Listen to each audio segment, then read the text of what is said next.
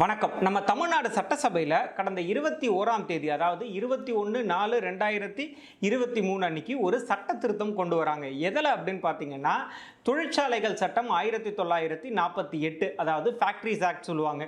இதில் ஒரு அமெண்ட்மெண்ட் கொண்டு வராங்க.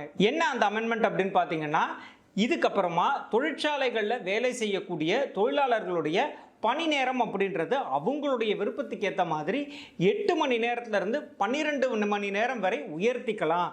அதே சமயம் அவங்களுக்கு 4 நாள் மட்டும் வேலை செஞ்சால் போகிறோம், மீதி இருக்கக்கூடிய 3 நாட்கள் விடுப்பு எடுத்துக்கலாம் அப்படின்றது தான் இந்த சட்ட திருத்தம். இந்த சட்ட திருத்தத்துக்கு நிறைய பேர் எதிர்ப்பு தெரிவிக்கிறாங்க. ஆளுங்கட்சியாக இருக்கக்கூடிய திமுகவுக்கு கூட்டணியாக இருக்கக்கூடிய கட்சிகளே இதுக்கு கடுமையான எதிர்ப்புகள் தெரிவிக்கிறாங்க. ஸோ இந்த சட்ட திருத்தத்தில் இருக்கக்கூடிய சாதக பாதகங்கள்லாம் என்னென்ன அப்படின்றது தான் இந்த வீடியோ மூலிமா பார்க்க போகிறோம். அது மட்டும் இல்லாமல் நீங்கள் பிஸ்னஸில் இருக்கீங்க, இல்லை பிஸ்னஸ் ஆரம்பிக்க போகிறீங்க அப்படின்னா உங்களுக்கு தேவையான ரெஜிஸ்ட்ரேஷன்ஸ், லைசன்சஸ், இது எப்படி வாங்குறது, அதுக்கு தேவையான டாக்குமெண்ட்ஸ் என்ன, இதுக்கான கவர்மெண்ட் லிங்க், இது அத்தனையுமே ஒரு பிடிஎஃப் டாக்குமெண்ட்டாக கிரியேட் பண்ணியிருக்கோம். உங்களுக்கு அந்த பிடிஎஃப் டாக்குமெண்ட் தேவைப்படுது அப்படின்னா டிஸ்கிரிப்ஷனில் இருக்கக்கூடிய லிங்கை கிளிக் பண்ணி அந்த பிடிஎஃப் டாக்குமெண்ட்டை நீங்கள் டவுன்லோட் பண்ணிக்கலாம். நான் அறிவழகன், நான் ஒரு பிஸ்னஸ் லாயர். என்னோட கம்பெனி பேர் இன்டெலிஜென்ஷியா. அண்ட் இந்த சேனலுடைய நோக்கம் என்ன அப்படின்னு பார்த்தீங்கன்னா, பிஸ்னஸில் இருக்கக்கூடிய தொழில் முனைவோர் அத்தனை பேரும் எந்த விதமான சட்ட சிக்கல்களும் இல்லாமல் தன்னுடைய பிஸ்னஸை சக்ஸஸ்ஃபுல்லாக பண்ணணும் அப்படின்றது தான் எங்களுடைய எண்ணம்.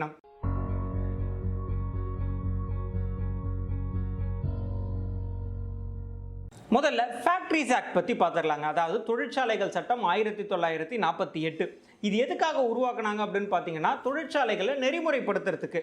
தொழிற்சாலைகள் என்னென்ன லைசன்சஸ்லாம் வாங்கணும், எந்த மாதிரியான சேஃப்டி மெஷர்ஸ் எல்லாம் மெயின்டைன் பண்ணணும், அது மட்டும் இல்லாமல் அங்கே வேலை செய்யக்கூடிய தொழிலாளர்களுக்கான பெனிஃபிட்ஸ் எல்லாம் என்ன, அவங்களோட வேலை நேரம் என்ன, இந்த மாதிரி நிறைய விஷயங்கள் பற்றி பேசியிருக்க தான் இந்த ஃபேக்ட்ரிஸ் ஆக்ட் அப்படின்னு சொல்கிறது. இந்த ஃபேக்ட்ரிஸ் ஆக்டில் இப்போது ஒரு சின்ன சட்ட திருத்தம் கொண்டு வராங்க. அது எதுக்கு ரிலேட்டடாக அப்படின்னு பார்த்தீங்கன்னா, தொழிலாளர்களுடைய வேலை நேரம் சம்பந்தப்பட்ட ஒரு சட்ட திருத்தம் தான் இது. இந்த ஃபேக்ட்ரிஸ் ஆக்ட்ல இந்த சட்ட திருத்தம் கொண்டு வரதுக்கு முன்னாடி என்ன நடைமுறை அப்படின்னு பார்த்தீங்கன்னா, இதில் 3 செக்ஷன்ஸ் நம்ம பார்க்கணும். முதல்ல பார்த்தீங்கன்னா செக்ஷன் 51. இந்த 51 செக்ஷன் 51 என்ன சொல்லுது அப்படின்னு பார்த்தீங்கன்னா, ஒரு தொழிலாளருடைய வார வேலை நேரம், அதாவது வீக்லி ஒர்க்கிங் ஹவர்ஸ் அப்படின்றது 48 மணி நேரம் தான். அதுக்கு மேலே அவர் வேலை செய்ய தேவையில்லை அப்படின்னு சொல்லியிருக்காங்க. இது ஒன்று. ரெண்டாவது வந்து பார்த்தீங்கன்னா செக்ஷன் 52. இந்த செக்ஷன் 52 என்ன சொல்லுது அப்படின்னு பார்த்தீங்கன்னா, இந்த தொழிற்சாலைகளில் வேலை செய்யக்கூடிய தொழிலாளர்களுக்கு வாரம் ஒரு நாளாவது கட்டாயம் விடுப்பு கொடுக்கணும் அப்படின்றது தான் ரெண்டாவது சொல்லியிருக்கக்கூடிய செக்ஷன். அடுத்தது செக்ஷன் 54 அப்படின்னு ஒன்று இருக்குங்க. இந்த செக்ஷன் 54 என்ன சொல்லியிருக்கு அப்படின்னா, ஒரு தொழிலாளருக்கான ஒரு நாளுக்கான வேலை நேரம், அதாவது டெய்லி ஒர்க்கிங் ஹவர்ஸ். ஸோ இது எவ்வளோ நேரம் இருக்கலாம் அப்படின்னா 8 மணி நேரத்திற்கு மிகாமல் இருக்கணும் அப்படின்றது தான் இந்த சட்டம் சொல்லக்கூடிய வேலை நேரத்துக்கான அளவுகோல். இதில் மாற்றம் கொண்டு வராங்க. இதில் என்ன மாற்றம் கொண்டு வராங்க அப்படின்னு பார்த்தீங்கன்னா, செக்ஷன் 64A அப்படின்னு ஒரு செக்ஷன் புதுசாக கொண்டு வராங்க. இதன்படி என்ன அப்படின்னா, தொழிலாளர்களின் விருப்பத்திற்கேற்ப அவங்களுடைய வேலை நேரத்தை 8 மணி நேரத்திலிருந்து 12 மணி நேரமாக உயர்த்திக்கலாம். அப்படி 12 மணி நேரமாக உயர்த்துறாங்க அப்படின்னா அவங்களுக்கு 3 நாட்கள் வாரத்தில் சம்பளத்துடன் விடுப்பு கொடுக்கணும் அப்படின்றது தான் இந்த சட்ட திருத்தம் சொல்லக்கூடிய விஷயம். ஸோ இதுக்கு தான் பல கட்சிகள் எதிர்ப்பு தெரிவிக்கிறாங்க. திமுக இதை வந்து ஒரு அணியாக நின்று இதை வந்து சட்டத்தை பாஸ் பண்ணியிருக்காங்க. அதாவது இந்த சட்ட திருத்தத்தை அமலுக்கு கொண்டு வராங்க. ஸோ இந்த சட்ட திருத்தத்தில் இருக்கக்கூடிய சாதக பாதகங்கள்லாம் என்னென்ன, இது தொழிலாளர்களுக்கு விரோதமான ஒரு விஷயமா அப்படின்றத பார்க்கலாம். முதல் விஷயம், இதில் ஆளும் கட்சி சொல்லக்கூடிய ஆர்கியூமெண்ட் என்ன அப்படின்னு பார்த்தீங்கன்னா, ஆல்ரெடி ஓடி, அதாவது ஓவர் டைம் அப்படின்னு ஒன்று இருக்குது. இந்த ஓவர் டைம் அப்படின்றது எல்லா இண்டஸ்ட்ரீஸ்லையுமே இருக்குது. 8 மணி நேரம் ஒரு தொழிலாளர் வேலை செஞ்சதுக்கு அப்புறமா அதிக சம்பளத்தோடு அவங்க வந்து இன்னும் கொஞ்சம் நேரம், ஒரு 3 மணி நேரம் 4 மணி நேரம் அடிஷ்னலாக வேலை செய்யறதுக்கு அவங்க வந்து பண்ணிட்டு தான் இருக்காங்க. ஸோ இந்த ஓவர் டைம் அப்படின்ற கான்செப்ட் இருக்கிறதுனால ஒரு ஃபேக்ட்ரியிலையுமே இந்த தொழிலாளர்கள் 8 மணி நேரத்துக்கு மேலே தான் வேலை செய்கிறாங்க. அதனால் இந்த சட்ட திருத்தம் பெரிய பாதிப்புகளை ஏற்படுத்தாது அப்படின்னு ஒரு விஷயம் சொல்கிறாங்க. ரெண்டாவது விஷயம் என்ன சொல்கிறாங்க அப்படின்னு பார்த்தீங்கன்னா, இந்த 8 மணி நேரத்திலிருந்து 12 மணி நேரமாக உயர்த்துறது தொழிலாளர்களுக்கு வெறும் ஒரு ஆப்ஷன் தான்.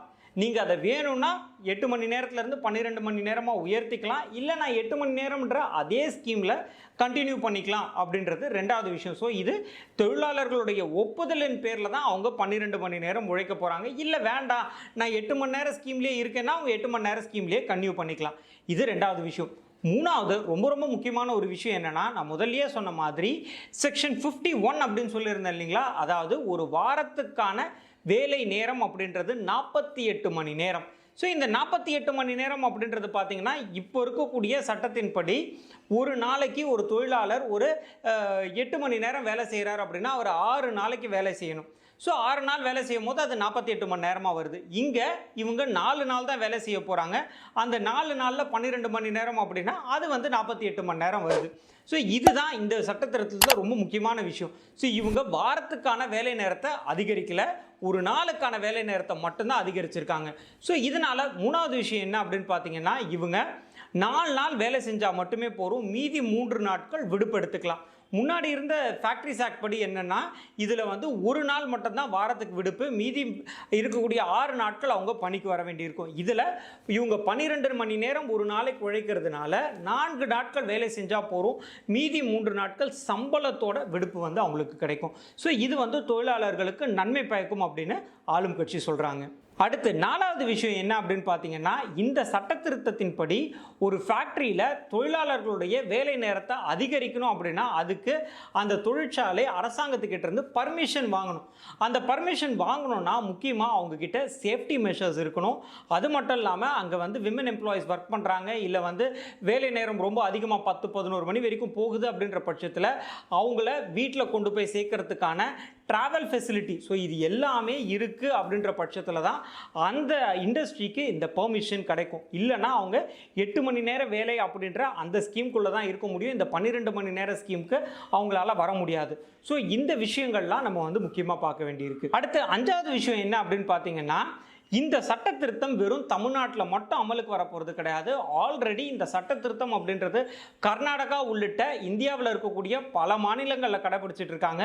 சைனா உள்ளிட்ட கம்யூனிசம் பேசக்கூடிய சைனா உள்ளிட்ட வெளிநாடுகள்லையும் இந்த 12 மணி நேர வேலை அப்படின்றது அமலில் இருக்குது. ஸோ இது வந்து ஏதோ தமிழ்நாட்டில் புதுசாக கொண்டு வந்த விஷயம் கிடையாது. ஆல்ரெடி இந்தியா உள்ளிட்ட பல நாடுகளில் இந்த நடைமுறை பழக்கத்தில் இருக்கிறதுனால இது ஒன்றும் புதுசு இல்லை அப்படின்னு ஆளுங்கட்சி சொல்கிறாங்க. அடுத்து 6வது விஷயம் என்ன அப்படின்னு பார்த்தீங்கன்னா, நம்மளுடைய தமிழக முதலமைச்சரான மு.க. ஸ்டாலின் அவருடைய கனவான $3 trillion எக்கனாமிக் growth. இந்த எக்கனாமிக் growth நம்ம அடையணும் அப்படின்னா தமிழகத்தில் திரும்பவும் ஒரு மிகப்பெரிய தொழில் புரட்சி அப்படின்றது உருவாகணும். அந்த தொழில் புரட்சி உருவாகிறதுக்கான ஒரு முன்னெடுப்பாக தான் இந்த சட்ட திருத்தம் கொண்டு வரப்பட்டிருக்கு அப்படின்னு ஆளுங்கட்சி சொல்கிறாங்க. ஸோ இதெல்லாம் வச்சு பார்க்கும்போது ஆளுங்கட்சி என்ன சொல்கிறாங்க அப்படின்னா, இந்த சட்ட திருத்தம் பெரிய பாதிப்புகளை கொண்டு வராது, இது தொழிலாளர்களுக்கு உகந்த ஒரு சட்ட திருத்தம் தான் அப்படின்றத இவங்க சொல்கிறாங்க.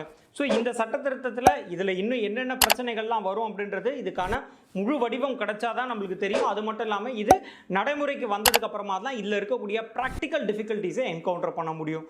ஸோ நான் அறிவழகன், நான் ஒரு பிஸ்னஸ் லாயர். இந்த மாதிரி பிஸ்னஸ் ரீதியான தகவல்கள் நிறைய தெரிஞ்சுக்கிறதுக்கு எங்களோட சேனலை சப்ஸ்கிரைப் பண்ணுங்கள். நன்றி, வணக்கம்.